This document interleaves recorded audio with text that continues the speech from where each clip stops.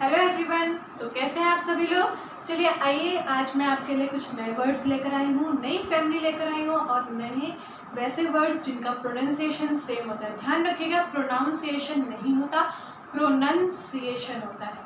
ठीक है, तो हम कुछ वर्ड्स को देखते हैं, बहुत ही इंपॉर्टेंट वर्ड्स हैं। सबसे पहले हम फैमिली देखते हैं नेग्लेक्ट की। नेग्लेक्ट मतलब होता है किसी को भी इग्नोर करना, अनदेखा करना, राइट। तो ये एक एज अ वर्ब होता है, as a action, as a क्रिया के तौर पे यूज होता है। इसी से और भी वर्ड्स निकले हैं, तो ये एक तरह से पैरोनिम्स है। पैरोनिम्स वो वर्ड्स होते हैं जिनका डेरिवेशन जो एक ही जगह से उत्पन्न हुए शब्द होते हैं, राइट। तो नेग्लेक्ट मतलब इग्नोर करना। नेग्लिजिबल एक एडजेक्टिव है, इसका मतलब होता है अनइम्पॉर्टेंट, जो कि इम्पॉर्टेंट नहीं हो, महत्वपूर्ण नहीं हो। It requires a negligible amount of money. इसको जो है एक नाम मात्र की मनी की ज़रूरत है किसी भी चीज़ में, किसी भी प्रोसेसिंग की बात कर रही हूँ मैं यहाँ पे। एज ए एग्जाम्पल ले रही हूँ, बहुत से स्टूडेंट ने कहा कि एग्जाम्पल भी लिखाइए। अगर मैं एग्जाम्पल लिखने लगी तो बहुत टाइम लग जाएगा। मैं कम समय में आपको ज़्यादा से ज़्यादा वर्ड्स देने की कोशिश कर रही हूँ। तो जो मैं वर्ड्स बोल रही हूँ, जो मैं सेंटेंस बोल रही हूँ, तो आई होप आपको समझ में अच्छे से आ रहा होगा।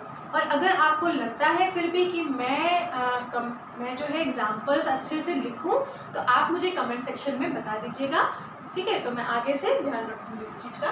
ठीक है, नेक्स्ट वर्ड है नेग्लिजेंट और नेग्लेक्टफुल। नेग्लिजेंट मतलब होता है केयरलेस इन ड्यूटी। देखिए, ये दोनों ही बहुत ही कंफ्यूज करने वाले वर्ड्स हैं। नेग्लिजेंट मतलब होता है केयरलेस इन ड्यूटी, जो काम करने में, जो उसको ड्यूटी दी गई थी उसमें काम करने में वो केयरलेस हो गया, लापरवाह हो गया। तो ये खास तौर से लीगल रूप से यूज हुआ होता है, कानूनी रूप से इसका यूज होता है ज़्यादातर।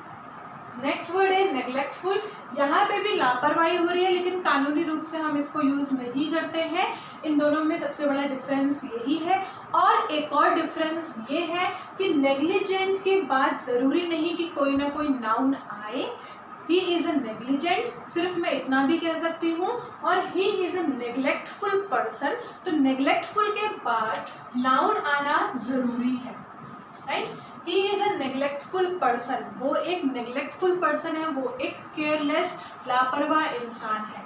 और यहाँ पे वो अपने कार्य को पूरा नहीं कर पाया, कार्य को करने में अक्षम रहा, इसलिए वो यहाँ पे नेग्लिजेंट कहलाएगा और ये लीगली रूप से यूज होता है, राइट। नेक्स्ट सेट लेते हैं हम मोमेंट्री और मोमेंटस। देखिए, दोनों ही एक ही फैमिली से निकले वर्ड हैं, तो ये पैरोनिम हो गया। आपको ये ध्यान रखने की बिल्कुल भी ज़रूरत नहीं है कि कौन सा पैरोनिम है, कौन सा होमोनिम है।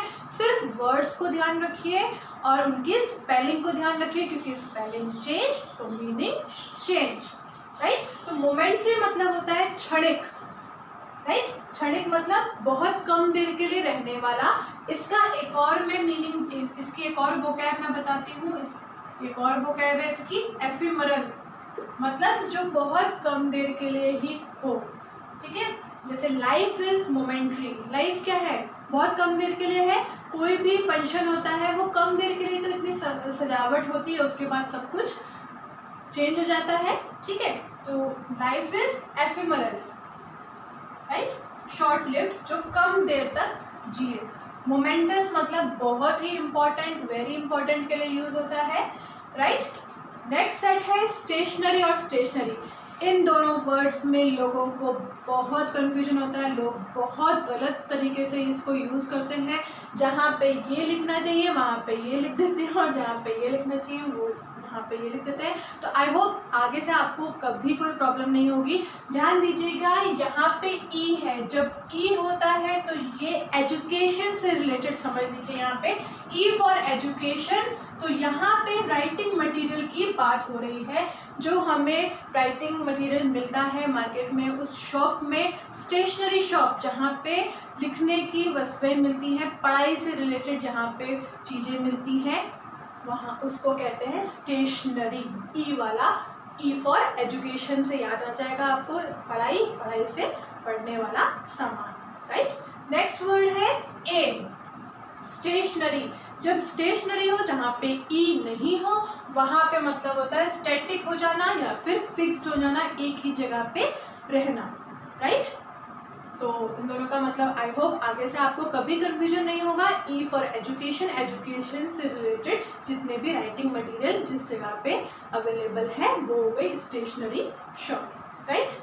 नेक्स्ट सेट है मेज और मेज। देखिए प्रोनाउंसिएशन सेम है, यहाँ पे भी प्रोनाउंसिएशन सेम था, तो ये क्या हो गए, होमोनिम्स हो गए, राइट। तो मेज मतलब विंडिंग पाथ, मतलब घुमावदार रास्ते, ठीक है। टू गो मसूरी, मेज, मसूरी जाने में कौन सा रास्ता है आपका, मेज वाला, राइट। और ये मेज है जिसका मतलब होता है मक्का, मक्के के दाने, राइट। और नेक्स्ट सेट है आपका पेट्रोल और पेट्रोल, दोनों का ही प्रोनाउंसिएशन सेम है, होमोनिम्स में आएगा। और जब ई आ गया तो इसका मतलब होता है फ्यूल, राइट, पेट्रोल जिसे हम कहते हैं। और पेट्रोल, जब पुलिस हमारा पेट्रोलिंग करती है रात में तो उसे क्या कहते हैं, चक्कर लगाना और निरीक्षण करना, राइट। तो आई होप ये वर्ड्स आपको अच्छे से समझ में आ गए होंगे, इनको नोट जरूर कीजिएगा और आगे से जब भी आप वर्ड्स को यूज़ करें स्पेलिंग में ध्यान दीजिएगा।